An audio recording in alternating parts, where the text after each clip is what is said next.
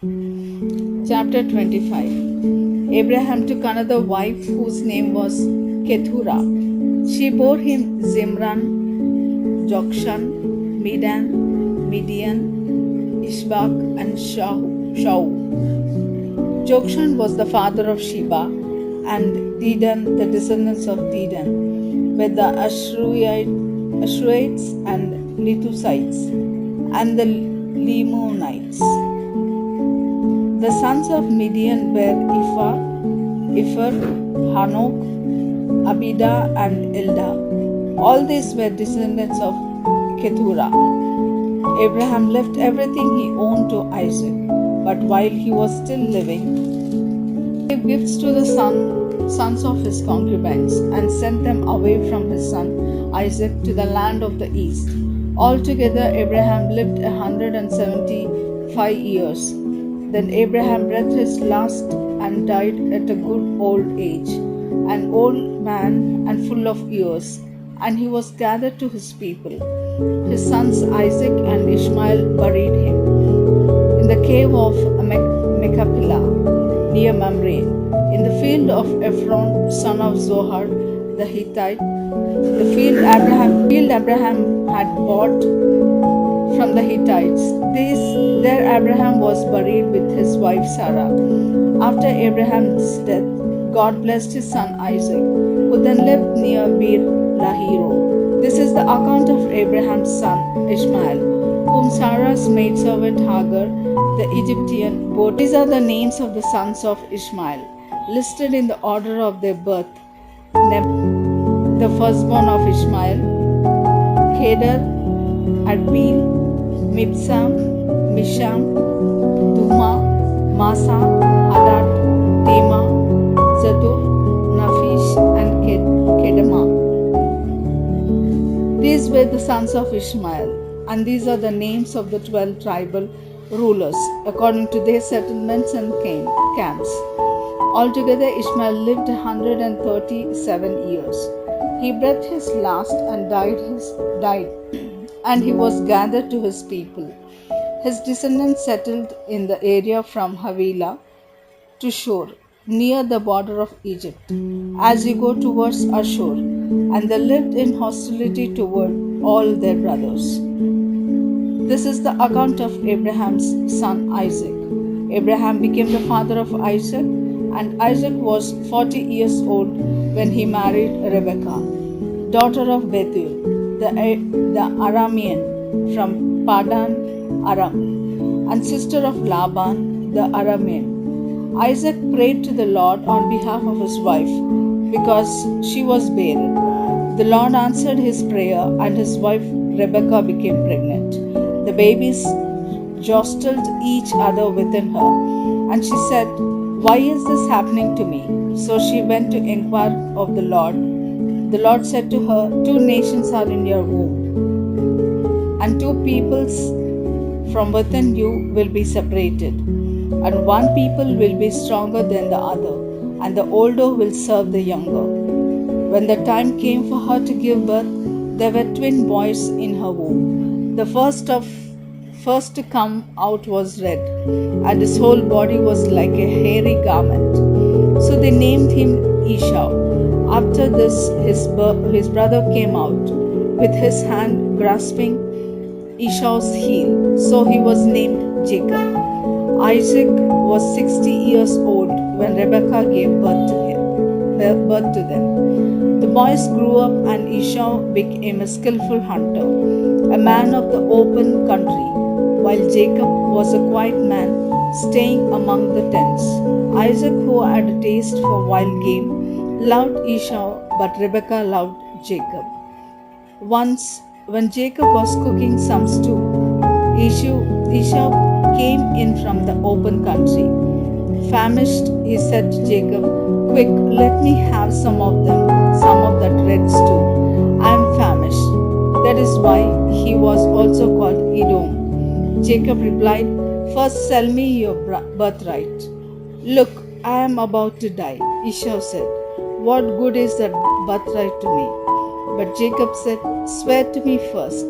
So he swore on an oath to him, selling his birthright to Jacob. Then Jacob gave Esau some bread and some lentils too. He ate and drank and then got up and left. So Esau despised his birthright.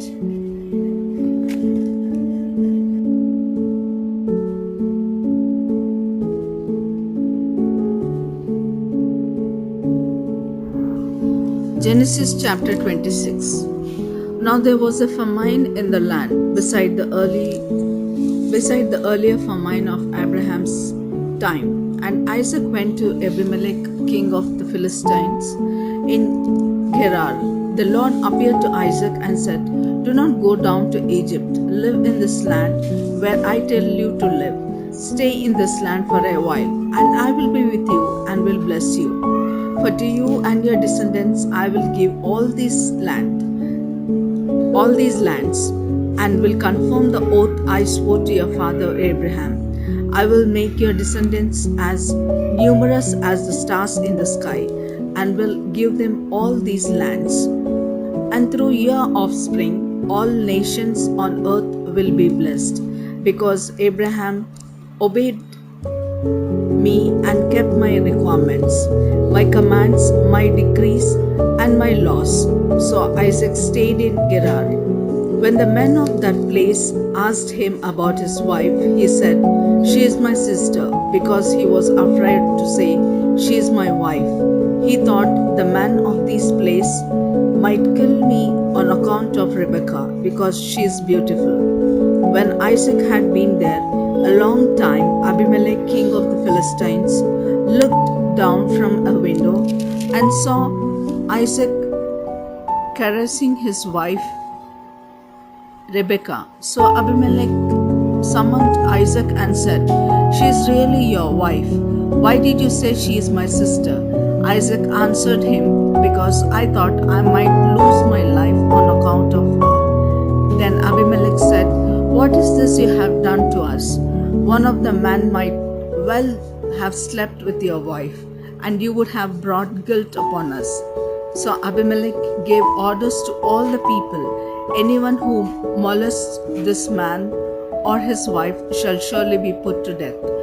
Isaac planted crops in that land, and the same year reaped a hundredfold, because the Lord blessed him. The man became rich, and his wealth continued to grow until he became very wealthy. He had so many flocks and herds and servants that the Philistines envied him. So all the wealth that his fathers, all the Abraham, the Philistines stopped up, filling them with earth. Then Abimelech said to Isaac, "Move away from us. You have become too powerful for us." So Isaac moved away from there and encamped in the valley of Gerar and settled there. Isaac reopened the wells that had been dug in the time of his father Abraham, when the Philistines had Abraham died, and he gave them the same names his father had given them. Isaac's servants dug in the valley and discovered a well of fresh water there. But the herdsmen of Gerar quarreled with Isaac's herdsmen and said, "The water is ours." So he named the well Isaac, because they disputed with him. Then they dug another well, but they quarreled over that one well, and no one quarreled over it. He named it Rehoboth, saying, "Now the Lord has given us room, and we will flourish in the land." From there he went up to Beersheba. That night the Lord appeared to him and said, "I am God of your father Abraham. Do not be afraid, for I am with you.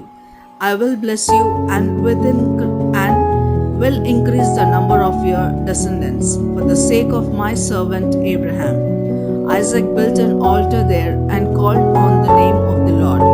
There he pitched his tent, and there his servants dug a well. Meanwhile, Abimelech had come to him from Gerar with Ahuzah, Ahuzat, his personal advisor, and Phicol, the commander of his forces. Isaac asked them, "Why have you come to me, since you were hostile to me and sent me away?" They answered, "We saw clearly that the Lord was with you, between us and you. Let us make a treaty with you, that you will do no harm, just as we did not molest you, but always treated you well and sent you away in peace. And now you are blessed by the Lord." Isaac then made a feast for them, and they ate and drank.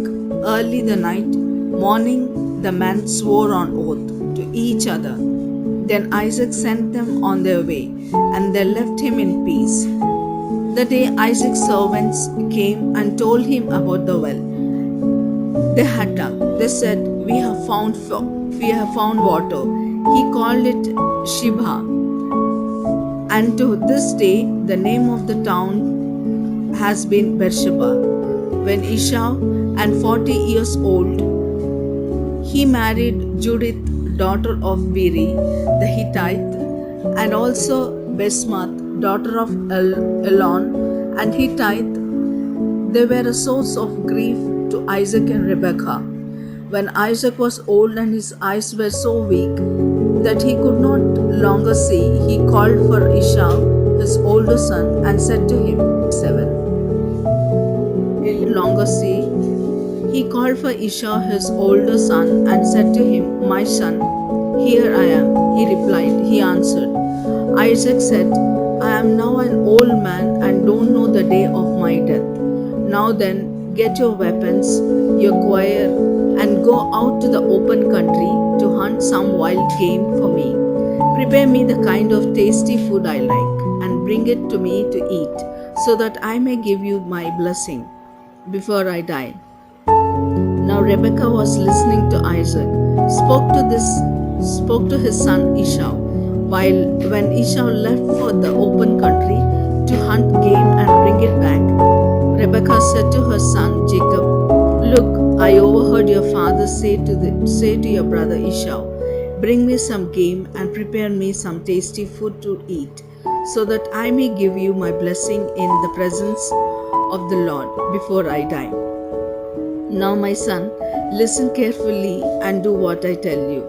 Go out to the flock and bring me 2 choice young goats, so I can prepare some tasty food for your father, just the way he likes it. Then take it to your father to eat, so that he may give you his blessing before he dies." Jacob said to Rebekah his mother, "But my brother Esau is a hairy man, and I am a man with smooth skin. What if my father touches me? I would appear to be tricking him and would bring down a curse on myself rather than a blessing." His mother said to him, "My son, let the curse fall on me. Just do what I say. Go and get them for me." So he went and got them and brought them to his mother, and she prepared some tasty food, just the way his father liked it. Then Rebekah took the best clothes of Esau, her older son, which she had in the house, and put them on her younger son Jacob. She also covered his hands and the smooth part of his neck with the goat skin. Then she handed to her son Jacob the tasty food and the bread she had made. He went to his father and said, "My father." "Yes, my son," he answered. "Who is it?" Jacob said to his father, "I am Esau, your firstborn. I have done as you told me. Please sit up and eat some of my game, so that you may give me your blessing." Isaac asked his son, "How did you find it so quickly, my son?" "The Lord your God gave me success," he replied. Then Isaac